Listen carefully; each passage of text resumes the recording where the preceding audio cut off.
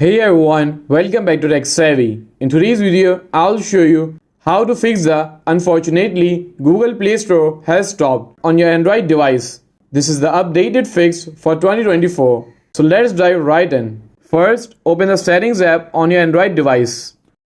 And now simply tap on Apps and Notifications depending on your device. Okay, so now find and select Google Play Services from the list of apps.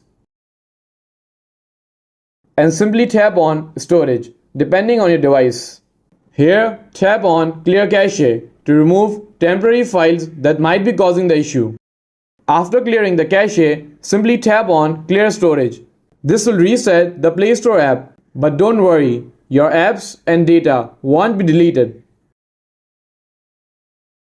And once you have cleared the storage, simply open up the Google Play Store on your phone and tap on your profile icon at the top right corner, and here simply tap on Settings, and here tap on the About section and simply tap on Update Play Store, and you have to make sure that your Google Play Store is up to date. And once all are done, restart your device and check the Google Play Store. If you are still facing issues, make sure your device software is up to date.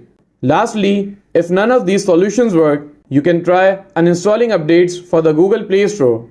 And that's it. That's how you can fix this issue on your Android device. If you found this video helpful, please give it a thumbs up and don't forget to subscribe to Tech Savvy for more helpful content.